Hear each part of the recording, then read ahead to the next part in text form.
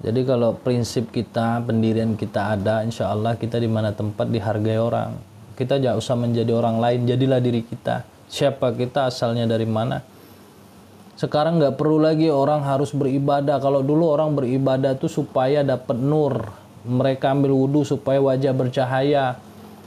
Sekarang orang nggak lagi menanyakan hal tersebut. Contoh, kamu sering sholat tahajud ya, wajah kamu bercahaya. Dulu. Sekarang nggak lagi, kamu pakai skincare apa? Nah, jadi sekarang itu cantiknya nggak dari dalam orang perbaiki, tapi dari luar. Bedak apa yang kamu pakai? Kok bagus banget wajah kamu. Ketika bedak itulah sudah merubah fisiknya. Pagi dia buat bedak, bikin bedak, dia bikin celak, alis.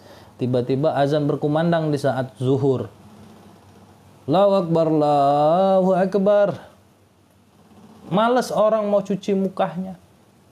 Males orang mau mengambil wudhu, tangannya masih ada hand body. Jadi jangan heran di akhir zaman ini orang dibuat tipu daya setan sehingga orang malas beribadah. Nah, jadi paham sendiri. Ya. Kalau kalian kaget, ya kita jauh dari agama. Kalau kita nggak kaget, berarti kita paham. Dulu orang tanya gimana caranya supaya kamu menghilangkan bau ketiak. Oh, kamu setiap mandi itu baca sholawat. Nanti ketiak kamu digesek-gesekkan dengkul. Baca 3 kali sholawat tersebut dalam hati setiap mandi. Sekarang nggak perlu lagi. Yang ditanyakan orang, kamu pakai deodoran apa? Rexona. Oh, kamu pakai deodoran apa? Ini itu mereknya. Wow, tahan loh sampai pagi. Jadi sekarang ini nggak perlu lagi saudara harus. Makanya jangan heran di akhir zaman orang nggak percaya lagi yang namanya ilmu. Jadi jangan heran lagi di saat zaman sekarang ini orang nggak percaya lagi dengan doa-doa. Makanya orang sekarang mau instan. Males kerja, itulah slot. Download slot. Dulu susah kita mau cari teman main judi. Harus cari bawa pisang. Belum lagi lihat Pak RT. Sekarang tutup pintu, kunci kamar. Buka aplikasinya, udah banyak kawan-kawannya dalam aplikasi. Dulu susah ngintip orang mandi, lihat ketiaknya aja, aduh senang bukan main. Sekarang nggak perlu lagi, bisa nonton di HP. Jadi sekarang ini mau apapun gampang. Tetapi ada Allah ciptakan, Allah yang memang ikut campur tangan tersebut. Tetapi di setiap yang kita lihat buruk itu ada Allah. Makanya kita pergunakan yang baik. Tidak semua yang kita tonton itu buruk, tonton juga yang baik. Kenapa yang buruk saja kita gampang menemukan? Kenapa yang baik sulit untuk kita temukan? Bukan sulit, kita yang nggak mau. Kenapa kita nggak mau? Ya sudah pasti. Nanti lihat orang ngaji scroll, lihat yang joget-joget tahan. Lihat orang yang baca sholawat scroll, lihat yang joget-joget tunggu dulu, bagus nggak jogetannya. Jangan heran guys, akhir zaman. Gambaran sudah ada di depan mata. Makanya kita harus benar-benar kuatkan pondasi iman kita agar kita selamat. Apakah kita harus hapus bang TikTok? Nggak perlu saya download TikTok. Tetapi yang perlu kita hapuskan itu pikiran kita yang kotor. Kita cari yang baik-baik. Makanya cari yang baik juga ada di TikTok. Kalau kita cari yang buruk gampang, kenapa nggak gampang cari yang baik? Karena hati kita sudah nyaman dengan yang buruk, maka yang buruk. Imbang dunia nih guys, buruk baiknya 50-50. Cuma yang sering nampak itu yang buruk aja. Yang baik jarang ditampakkan. Sehingga orang mengatakan dunia ini sudah tua. Sehingga orang mengatakan banyak yang buruk. Sebenarnya seimbang 50-50. Hanya yang baiknya aja nggak terlihat. Mana ada orang sedekah dipiralin? Tapi sekarang sedekah dipiralin karena viewer. Berbagi, divideoin kan. Salah nggak bang? Nggak salah. Mestinya kita ngambil yang baiknya aja. Kalau kita hati yang salah, kita mengatakan itu salah. Tergantung niat si pemberi. Yang beri itu niat ikhlas, insya Allah hanya untuk memberi edukasi, nggak salah. Tetapi kalau yang niatnya itu tiba-tiba karena berbagi viewernya tinggi, lalu dia terus lakukan, nah berarti takutnya niat yang baik awal nanti mulai imbang dengan kenikmatan tipu daya tadi. Bang, kalau lihat kajian di YouTube gimana Bang? Nggak salah. Kan kita nggak salah. Makanya sekarang ini yang perlu kita salahkan itu kitanya. Takutnya nanti kita nggak tahu kiai ulama yang mana yang nyampaikan. Selagi itu dari Al-Quran nggak salah. Tetapi carilah ulama, jangan saling menyalahkan.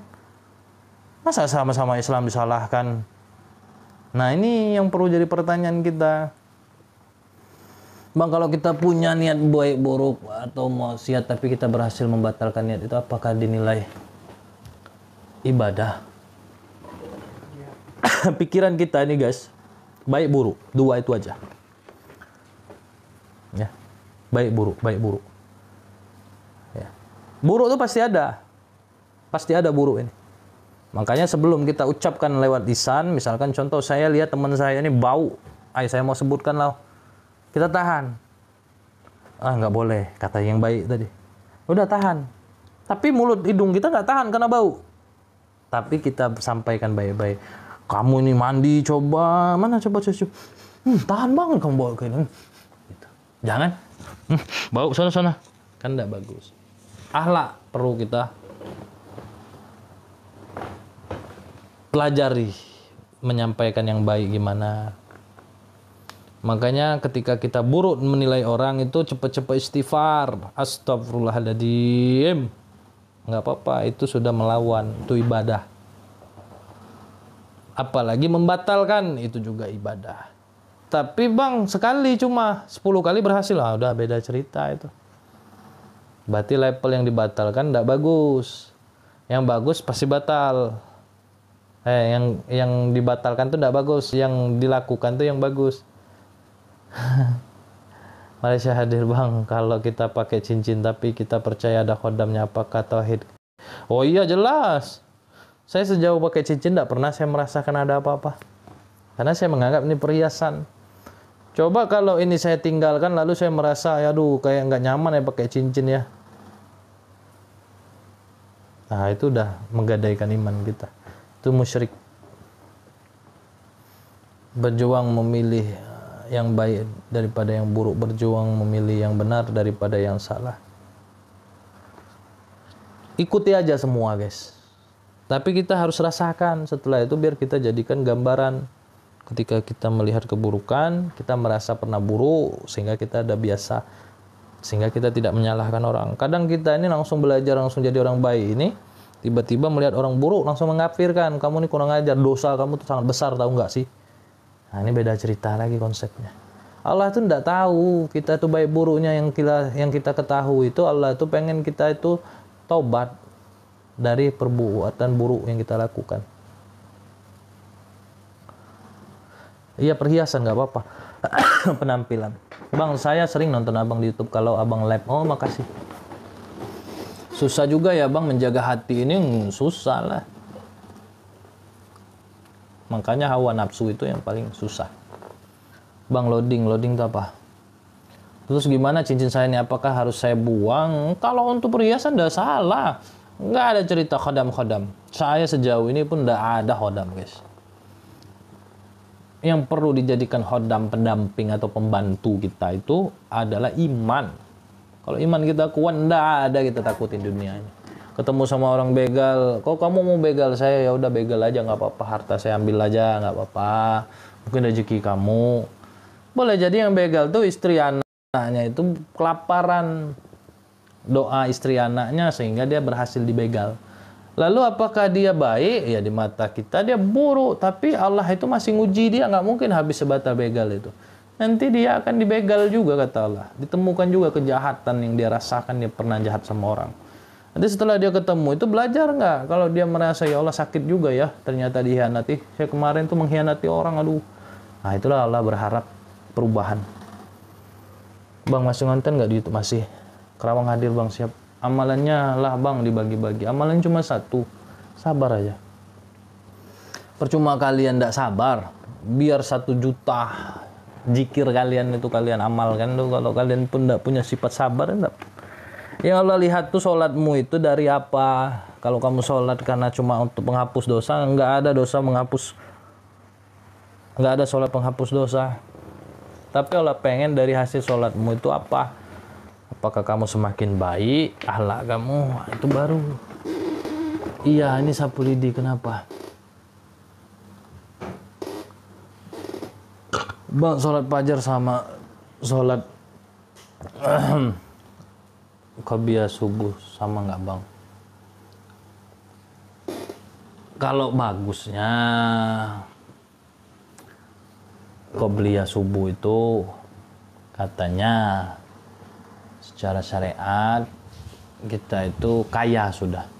Kenapa kaya rezeki kita kalau kita melakukan gitu guys. Salat subuh. Bang, tugas malaikat Jibril sekarang ngapain bang? Mungkin Jibril sekarang nih tugasnya sedang memantau.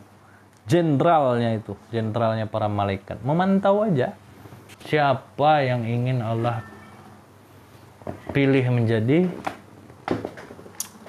kekasih yang dimuliakannya setelah Rasulullah. Makanya sabar tadi guys.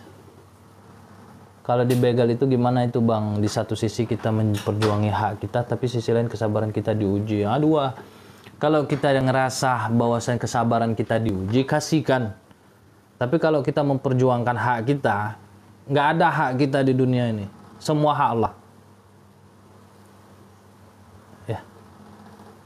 Nah, ujian itu yang perlu kita. Kalau kita itu orang yang nggak diuji sama Allah, saya rasa hidup kita ini kayak gini-gini aja, nggak ada warna.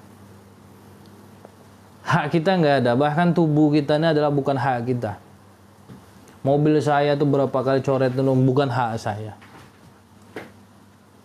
Gitu ya, jadi jangan lagi merasa hak kita. Kalau merasa hak kita ketika itu hilang dicuri, kita akan kecewa.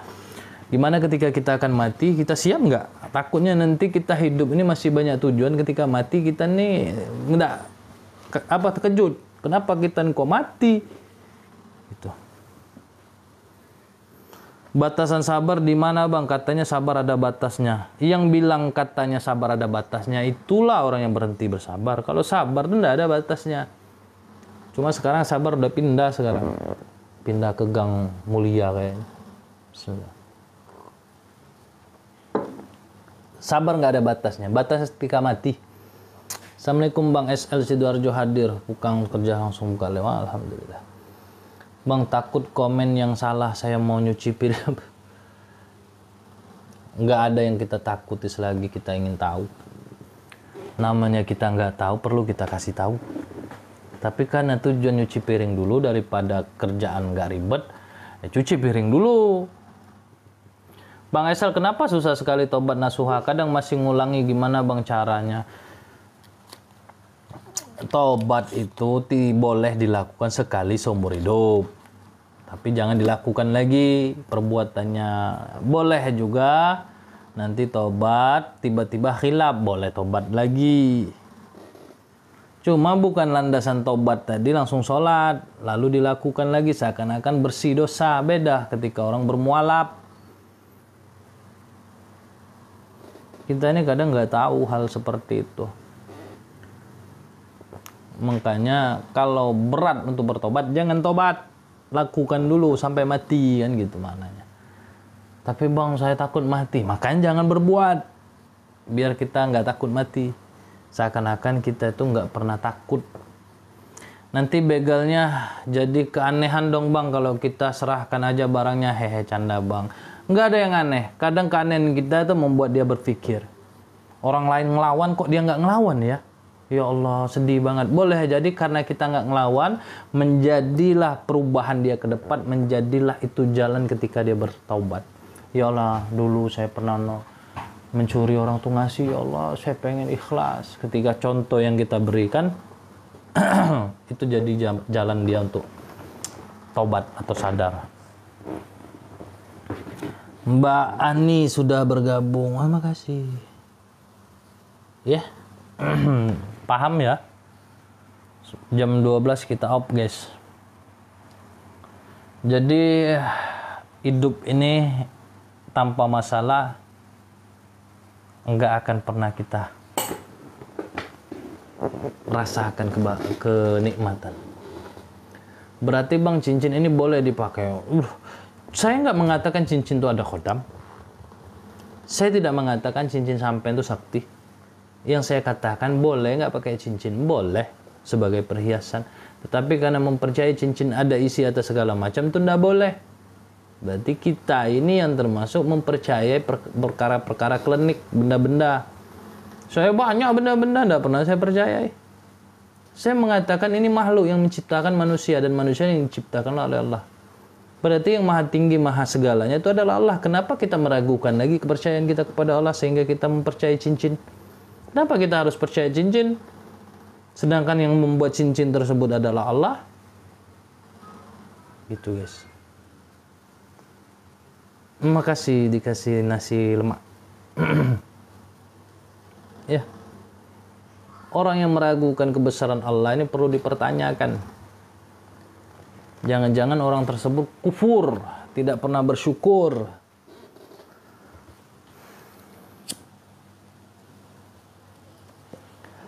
Terkadang nikmat hadir lewat masalah.